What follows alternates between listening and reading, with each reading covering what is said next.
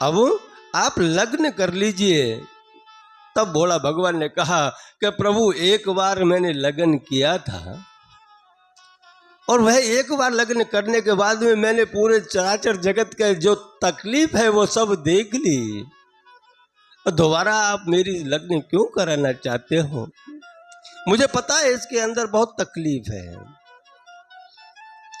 पर मैं नहीं करना चाहता प्रभु।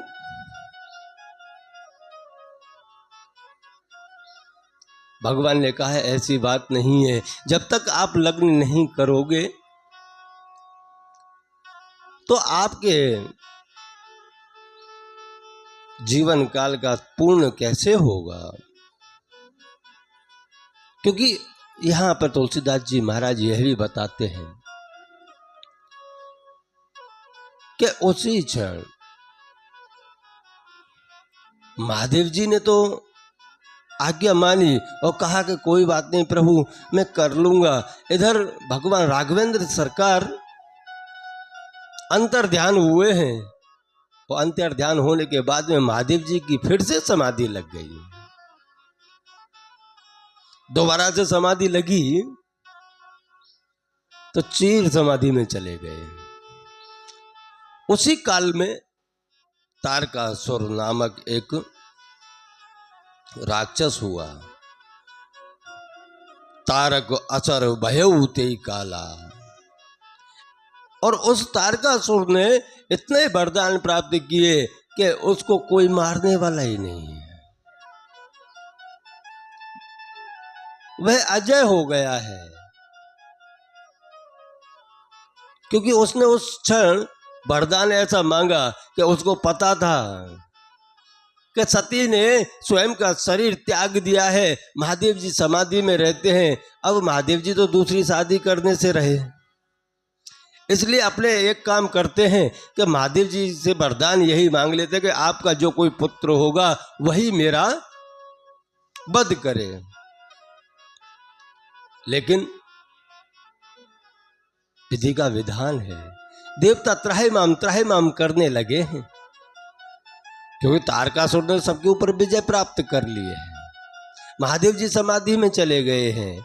और जब देखना तुम देवता लोग कितने स्वार्थी होते हैं, फिर मुझे मत कहना, क्योंकि जब जब देवताओं के ऊपर तकलीफ आती है ना, तब तब देवता लोग कुछ तो करते हैं।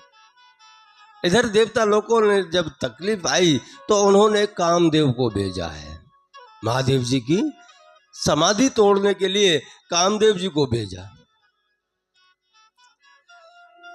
अब कामदेव जी हिमालय की तरफ चलने लगे हैं। जैसे जैसे कामदेव चलते जा रहे हैं वैसे वैसे चराचर जगत के अंदर काम व्याप्त होता जा रहा है। सब अपनी अपनी मर्यादाएं तोड़ते जा रहे हैं। उस समय पे खाली बचे कौन? भाई पूरा जगत काम में बस हो गया है। कोई नाता रिश्तेदारी कोई नहीं देख रहा है। जैसे पशु काम में व्यक्त रह करके वह कुछ नहीं देखते, सगे संबंधी नाते रिश्ते पुत्र पुत्री कुछ नहीं देखते, ऐसे ही पूरे चराचर जगत के अंदर काम व्याप्त होता जा रहा है। उस क्षण बचा कौन कि जा पर कृपा राम की होई, ता पर कृपा करे सब कोई, वही कथा। क्योंकि उस काम के आगे पूरा जगत काम में हो गया। उस क्षण खाली कौन बचे? जो प्रभु श्री राघवेंद्र सरकार की भक्ति करते थे। सिद्ध विरक्त महामुनि जोगी, तेहि काम बस भये वियोगी। क्योंकि सब काम में व्यक्त होते जा रहे हैं, लेकिन बचा कौन कि जे राखे रघु वीर ते उबुरे ते ही काल चहूं। का वही बचे हैं जिनके ऊपर रघुवीर की कृपा है, अन्यथा कोई बचा ही नहीं। जो भगवान श्री रघुवीर रामचंद्र जी की शरण में है वही काम से बच पाए हैं। इधर जब कामदेव हिमालय पे पहुंचे हैं, महादेव जी की समाधि लगी हुई है, अनेकों प्रयत्न किए हैं। कामदेव ने अनेकों प्रयत्न किए लेकिन समाधि नहीं खुल रही। अब जब समाधि नहीं खुल रही तो कामदेव जी डर गए और डर के 3 कदम पीछे हटे। और जब 3 कदम पीछे हटे उसी क्षण जो जगत के अंदर काम व्याप्त था वह समाप्त हो गया है।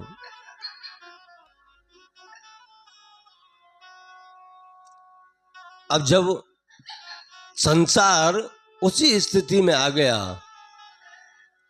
फिर कामदेव के पास में एक ही उपाय था कि अब करूं तो करूं क्या करूं। जो महादेव जी के सामने रहूंगा तो वैसे भी मैं खत्म हो जाऊंगा। इसलिए कामदेव जी ने आम के पेड़ के डाली के पीछे छुप करके कामबाण मारा है।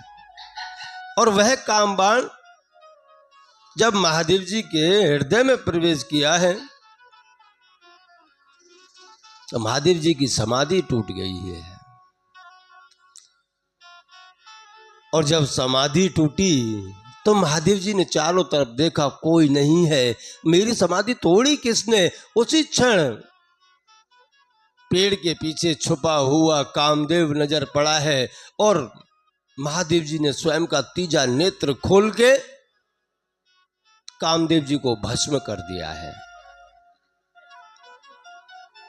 अब जब कामदेव जी भस्म हो गए तब रति दौड़ती दौड़ती आई है, क्योंकि कामदेव जी तो भस्म हो गए। अब आकर के महादेव जी के आगे प्रार्थना करने लगी है कि प्रभु अब मैं कहां जाऊं? मेरे पति को आपने मार दिया तो मैं जाऊं तो जाऊं कहां? तब बोले भगवान ने कहा, कहे देवी, द्वापर युग के अंदर कृष्ण भगवान के रूप में अवतार लेंगे और उस काल में कृष्ण के पुत्र के रूप में कामदेव जन्म लेगा और वहां आपका मिलान हो जाएगा। रति संतुष्ट होकर के चली गई है। इधर महादेव जी की समाधि तो खुली और समाधि खुलते ही सभी देवता आ गए स्वयं का स्वार्थ लेकर के। ब्रह्मा जी, देवता सब आकर के महादेव जी की स्तुति कर रहे हैं। और फिर बाद में स्तुति करने के बाद में महादेव जी के सामने प्रश्न रखा है, कहे भोलेनाथ अब आप लगन कर लीजिए, क्योंकि इस चराचर जगत के अंदर तारकासुर नाम का एक राक्षस हुआ है, वह हम सभी को बहुत परेशान कर रहा है प्रभु। और जब तक आप लग्न नहीं करोगे तब तक आपके यहाँ पुत्र नहीं होगा, और जो पुत्र नहीं होगा तो तारकासुर को कौन मारेगा प्रभु? अब तारकासुर को मारने के लिए भगवान ने सभी देवताओं से कहा, अगर तुम लोगों की इच्छा ऐसी है तो मैं लग्न करने को तैयार हूं। सप्त ऋषियों को भेजा है माता पार्वती की परीक्षा लेने के लिए, क्योंकि अभी परीक्षा भी बाकी है। सप्त ऋषि आए, अनेकों प्रकार से माता पार्वती की परीक्षा लिया है कि देवी तुम किसके लिए तपस्या कर रही हो? तो माता पार्वती ने स्वयं का जो मनोरथ था, जो विचार इच्छा थी वह जागृत की है। सप्त ऋषियों के सामने,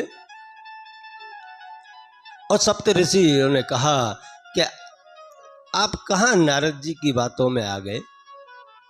नारद जी ने कभी किसी का भला किया है? चलो एक काम करो, हम आपको महादेव से भी सुंदर पति दिलवाते हैं। अब आप देखना, इस जगत के अंदर आप स्वयं विचार कर लेना कि आपकी भक्ति जब पकने लगेगी ना, तब आपको प्रलोभन देने वाले बहुत आ जाएंगे, आपको भक्ति के मार्ग से अर्निंग करने वाले बहुत मिलेंगे।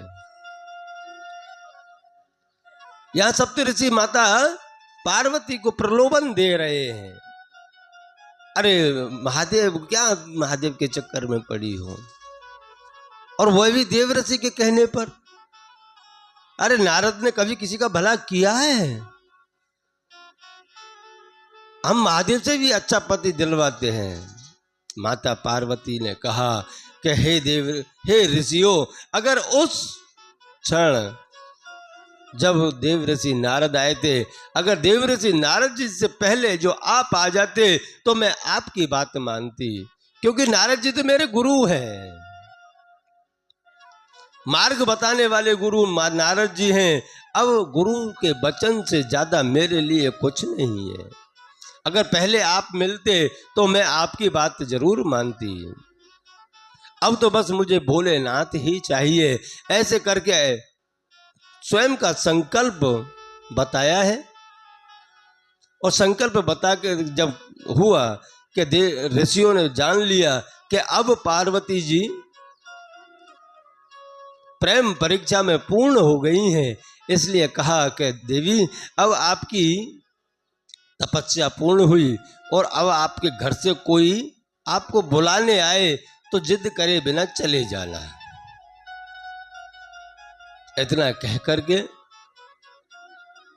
सप्त ऋषि महादेव जी के सामने जाकर के जो जो प्रेम परीक्षा ली वह सब महादेव जी को सुना दिया। और जब महादेव जी ने सुना तो क्षण भर के लिए समाधि में चले गए। उसके बाद तो हिमालय अपनी पुत्री को लेवाने के लिए आ गए, हिमालय के यहाँ ले गए। फिर जब महादेव जी की समाधि खुली तो कहा कि आप लोग लग्न पत्रिका लेकर के हिमालय के यहाँ जाइए। सप्तऋषि हिमालय के यहाँ आए हैं लग्न पत्रिका लेकर के, और विधिसर लग्न करने की विधियां चल रही हैं।